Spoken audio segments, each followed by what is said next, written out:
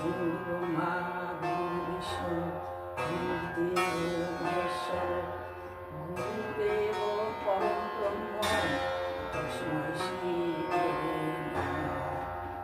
অখণ্ড মণ্ডলাকারং একত্বমেন চরাচরং তৎপদং দর্শিতেন তস্মৈ শ্রী গুরবে নমঃ। অজ্ঞানতিমিরান্ধস্য জ্ঞানাঞ্জनं শলাকয়া চক্ষুरुन्मिलितं তস্মৈ শ্রী গুরবে নমঃ। অসতোমা সদ্গময় তমসোমা জ্যোতির্ময় মৃত্যুর্মামৃতঙ্গময়। ওম শান্তি ওম শান্তি ওম শান্তি। জয় শ্রী কৃষ্ণ চৈতন্য প্রভু নিত্যানন্দ শ্রী অদ্বৈত গদাধর শিবাসাদি ভক্তবৃন্দ।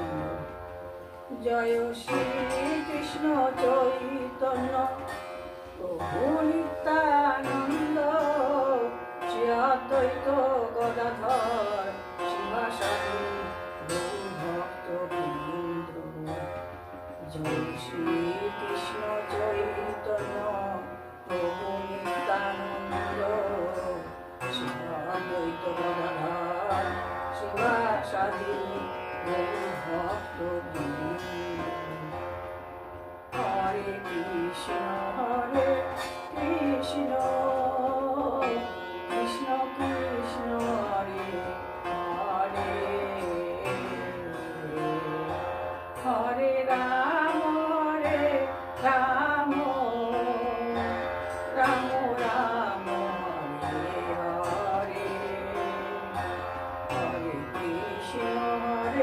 কৃষ্ণ কৃষ্ণ কৃষ্ণ হরে হরে।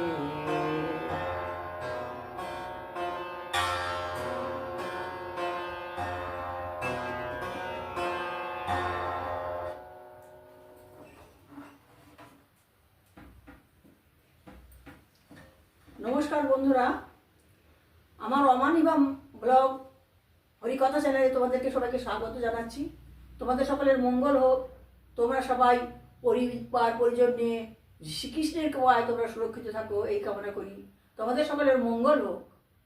আমি ভাগবত কথা বলছি, তোমরা আমার ভাগবত কথা শুনবে, আমাকে সমৃদ্ধ করবে। ভাগবতম শ্রবণম মঙ্গলম। ভাগবত শ্রবণ করলেই মঙ্গল হয়। ভাগবত শুধু শ্রবণ করলেই মঙ্গল হয়, কারণ ভাগবত হচ্ছে ভগবান শ্রীকৃষ্ণের কথা। বন্ধুগণ, তোমরা আমার ভাগবত কথা শুনবে এবং আমাকে সমৃদ্ধ করবে। আমার ভাগবত কথায় কোনো রসনা তৃপ্তি নাই, কোনো কিছু নাই। আমার ভাগবত কথা আছে শুধু আত্মতৃপ্তি। যারা ভগবান শ্রীকৃষ্ণের ভক্ত তারা অবশ্যই এই আত্মতৃপ্তি লাভ করবে, এইটাই আমি আশা করি। তোমাদের সকলের মঙ্গল হোক। হরি বল। ভগবান শ্রীকৃষ্ণের প্রিয় শিষ্য উদ্ধব ভগবানকে প্রশ্ন করছেন, ভগবান তার প্রশ্নের উত্তর দিচ্ছেন। আমি ধারাবাহিকভাবে বর্ণনা করছি বদ্ধ ও মুক্তজীবের লক্ষণাদি। জানতে চেয়েছেন উদ্ধব যে বদ্ধজীব কেমন আর মুক্তজীব কেমন, আপনি সেই বিষয়ে আমাকে বলুন। ভগবান শ্রীকৃষ্ণ বললেন, হে উদ্ধব, যদিও আকাশ অর্থাৎ মহাশূন্য সব কিছুরই আশ্রয়স্থল, তাহলেও আকাশ কোনো কিছুর সঙ্গে মিশে যায় না কিংবা আসক্ত হয়েও পড়ে না। তেমনি অসংখ্য জলাশয়ের মধ্যে সূর্য প্রতিফলিত হলেও তা জলের মধ্যে মোটেও আসক্ত হয় না। শক্তিশালী বাতাস সর্বত্র বয়ে চলতে থাকলেও অগণিত প্রকার গন্ধের দ্বারা তা বিকৃত হয়ে যায় না, বা যেসব পরিবেশের মধ্যে দিয়ে বাতাস প্রবাহিত হয়ে যায় সেগুলির দ্বারা প্রভাবিতও হয় না। সেইভাবেই আত্মজ্ঞানলব্ধ মানুষও জড়দেহ থেকে এবং চারপাশের জড়জগৎ থেকে সম্পূর্ণরূপে নিরাসক্ত থাকেন। তিনি যেন সব্রথিত মানুষের মতোই থাকেন। অনাসক্তির দ্বারা সুতীক্ষ্ণ সুদক্ষ দর্শন শক্তির সাহায্যে আত্মতত্ত্বজ্ঞানী মানুষ আত্মতত্ত্বজ্ঞানের সাহায্যে সকল প্রকার দ্বিধাদ্বন্দ্ব ছিন্ন করেন এবং জড়জাগতিক বৈচিত্র্যের প্রসারতা থেকে তার চেতনা সম্পূর্ণভাবে প্রত্যাহার করে থাকেন। যখন কোনো মানুষের মধ্যে কোনো প্রকার জড়জাগতিক কামনা বাসনা ছাড়াই তার প্রাণশক্তি, ইন্দ্রিয়াদি, মন ও বুদ্ধি দ্বারা কাজ চলতে থাকে, তখন তাকে স্থূল ও সূক্ষ্ম জড়জাগতিক শরীরাদি থেকে সম্পূর্ণ মুক্ত বলে গণ্য করা হয়ে থাকে। সেই ধরনের মানুষ শরীরের মধ্যে অবস্থিত থাকলেও সর্বপ্রকার বন্ধন থেকে মুক্ত থাকেন। যারা শরীরের মধ্যে থাকেন অথচ তারা সর্বপ্রকার বন্ধন থেকে মুক্ত থাকেন। কখনো আপাত কারণ ব্যতিরেকেই হিংস্র মানুষ কিংবা পশুর দ্বারা কারোর শরীর আক্রান্ত হয়ে থাকে। অন্য কোনো সময় বা অন্য ক্ষেত্রে অকস্মাৎ মানুষ বিপুল সম্মান কিংবা বন্দনায় ভূষিত হতে পারে। যে মানুষ আক্রান্ত হলেও ক্রুদ্ধ হয় না কিংবা বন্দনা লাভ করলেও উল্লসিত হয় না, তাকেই যথার্থ বুদ্ধিমান মানুষ বলে গণ্য করা চলে এবং সেই হচ্ছে যথার্থ মুক্ত জীব। কোনো মুনি ঋষি সমদৃষ্টি সম্পন্ন হন এবং তাই জড়জাগতিক বিচারে যা ভালো বা মন্দ তাতে বিচলিত হন না।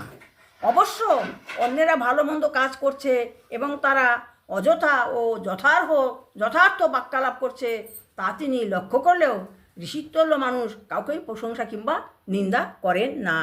বলছেন যারা সমদৃষ্টি সম্পন্ন তারা জড়জাগতিক বিচারে বিচলিত হন না, তারা কাউকে নিন্দাও করেন না, কারো প্রশংসাও করেন না।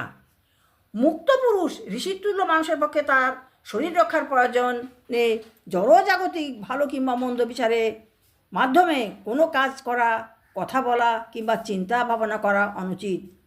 বরং অবশ্যই তাকে সকল প্রকার জড়জাগতিক পরিবেশ থেকে অনাসক্ত থাকতে হবে এবং আত্মোপলব্ধির প্রয়াস, আনন্দ সুখ অনুভবের মাধ্যমে তাকে এই ধরনের মুক্ত জীবনধারার মধ্যে আত্মনিয়োগ করে পরিভ্রমণ করে চলতে হবে, যেন তিনি জড় বুদ্ধি মানুষের মতো অন্য সকলের কাছে প্রতীয়মান হয়ে থাকেন। বলছে যারা মুক্ত মানুষ তারা এমনভাবে থাকবে যেন সাধারণ মানুষ মনে করে যেন তারা জড়বুদ্ধি সম্পন্ন।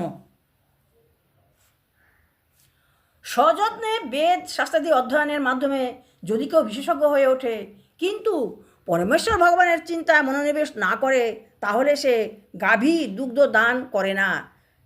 তাহলে যে গাভী দুগ্ধ দান করে না তার রক্ষণাবেক্ষণের কঠোর পরিশ্রমী মানুষের মতোই তার অবস্থা হয়। অন্যভাবে বলা যায় যে বৈদিক জ্ঞান অর্জনের জন্য কঠোর পরিশ্রমসাধ্য অধ্যয়ন করে শুধু পণ্ডশ্রম হয়, তা থেকে কোনো কার্যকরী ফল লাভ হয় না। বলছেন বেদ শাস্ত্রাদি অধ্যয়ন করবে এবং বিশেষজ্ঞ হবে, কিন্তু ভগবান পরমেশ্বরের কথা চিন্তা করবে না, তাহলে তার কী অবস্থা হয়? যে গাভী দুধ দেয় না অথচ তার যে মণি তাকে যত্ন করে এবং তার সেই যত্ন শুধুই পরিশ্রমে পরিণত হয়, কোনো কাজে লাগে না। হে প্রিয় উদ্ধব, যে মানুষ এমন এক গাভীর যত্ন করে যে দুধ দেয় না, এমন স্ত্রীর ভরণপোষণ করে যে অসতী, যে এবং অন্যের উপর নির্ভরশীল, অকর্মণ্য সন্তানাদি জন্ম দিয়ে ভরণপোষণ করে কিংবা যথাযোগ্য সেবায় ধনসম্পদ কাজে লাগায় না, তেমন মানুষ অবশ্যই অতি দুর্ভাগা। তেমনই আমার মাহাত্ম্য বর্জিত বৈদিক জ্ঞানের চর্চা যে করে সেও অতি দুর্ভাগা। বলছে যারা আমার ছাড়া সে বেদ অধ্যয়ন করুক যাই করুক, কিন্তু আমাকে যারা ভজনা করবে না তারা সকলেই দুর্ভাগা। হে প্রিয় উদ্ধব, আমার যে সকল কার্যকলাপের বর্ণনা সমগ্র বিশ্বব্রহ্মাণ্ডকে পরিশুদ্ধ করে তোলে, সেইগুলির বর্ণনা যেসব শাস্ত্রাদিতে নেই, সেইগুলি বুদ্ধিমান মানুষ কখনোই সমর্থন করে না। আমি তো সমগ্র জড়জাগতিক অভিব্যক্তির সৃষ্টি, স্থিতি এবং ধ্বংস সাধন করে থাকি। আমার সকল লীলাবতারগণের মধ্যে সর্বজনপ্রিয় হলেন কৃষ্ণ ও বলরাম। আমার এই সকল ক্রিয়াকলাপ যে জ্ঞান সম্পদের মধ্যে গ্রাহ্য হয়নি তা নিতান্তই অসার এবং যথার্থ বুদ্ধিমান মানুষদের কাছে তা গ্রহণযোগ্য হয় না। সকল জ্ঞানের এই সিদ্ধান্তে উপনীত হয়ে জড়জাগতিক বৈচিত্র্যের যে ভ্রান্ত ধারণা মানুষ আত্মার উপর প্রয়োগ করে তা বর্জন করা উচিত এবং সেইভাবেই তার জড়জাগতিক অস্তিত্ব বিলুপ্ত হবে। তখন আমাদের মনোনিবেশ করা উচিত, কারণ আমি সর্বব্যাপ্ত সত্তা। বলছেন যে শাস্ত্রে আমি নাই সেই শাস্ত্র অধ্যয়ন করা উচিত নয় এবং যে আমার ভজনা করবে সে সবসময় আমাকে পাবে। এই কথাই আমি তোমাকে বলছি হে উদ্ধব, তুমি জানবে যারা আমার ভজনা করে তারাই আমাকে পাবে, তারাই আমার শ্রেষ্ঠ ভক্ত। হে প্রিয় উদ্ধব, যদি তুমি সকল প্রকার জড়জাগতিক বিপর্যয় থেকে তোমার মন সম্পূর্ণভাবে মুক্ত করতে না পারো এবং পারমার্থিক চিন্তাভাবনার পর্যায়ে মগ্ন হতে না পারো, তাহলে তোমার সকল ক্রিয়াকলাপ আমার উদ্দেশ্যে নিবেদন করো এবং তার ফল ভোগের চেষ্টা করো না। বলছে, হে উদ্ধব, তুমি যদি কিছু না করতে পারো তাহলে তুমি সমস্ত তোমার কাজকর্ম সব আমাকে নিবেদন করো এবং আমাকে নিবেদন করে তার ফল ভোগের চেষ্টা করো না, তাহলে তুমি আমাকে পাবে।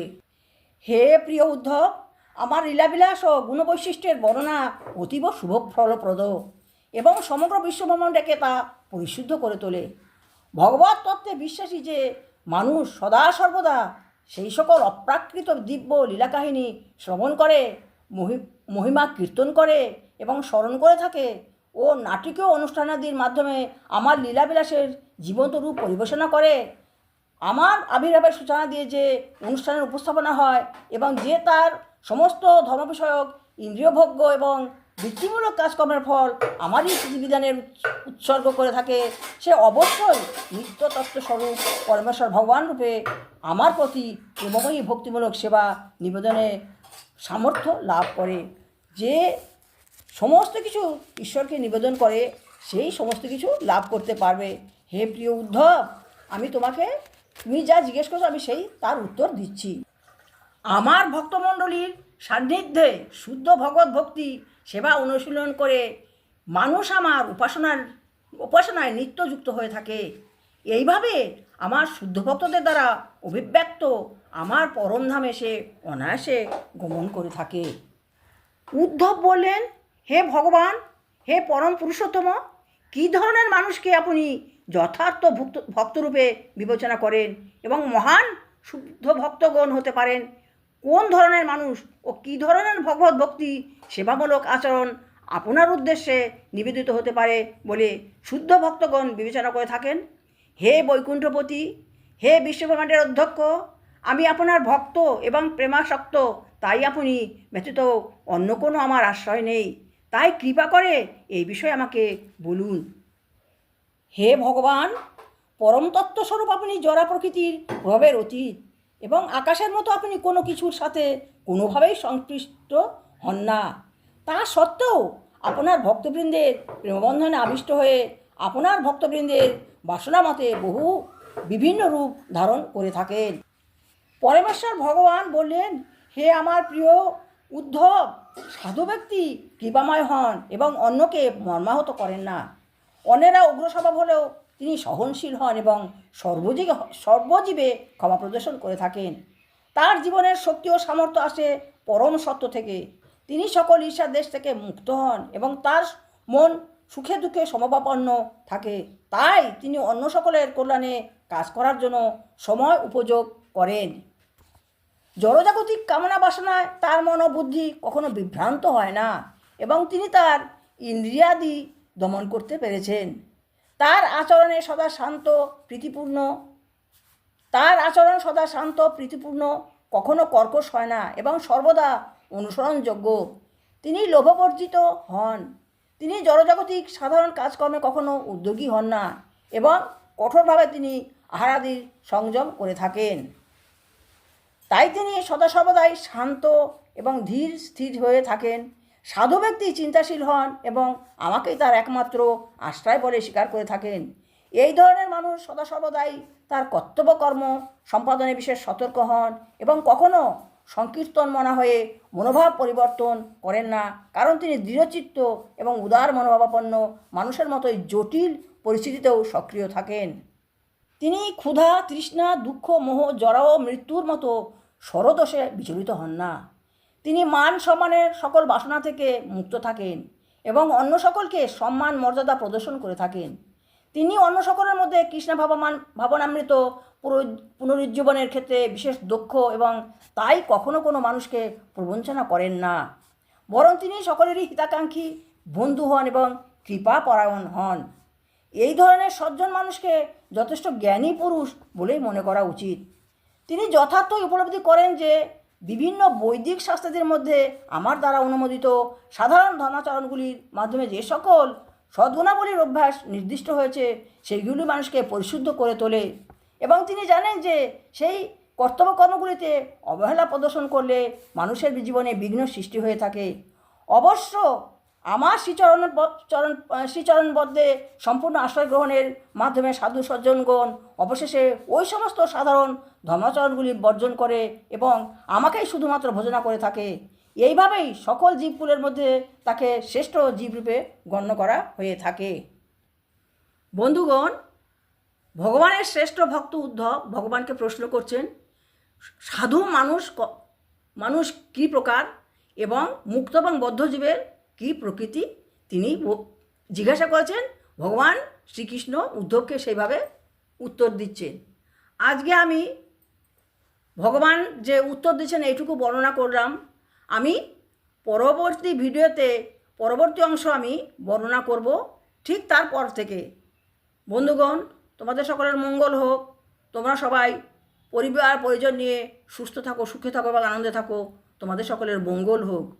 হরে কৃষ্ণ কৃষ্ণ কৃষ্ণ হরে হরে, হরে রাম রাম রাম হরে হরে।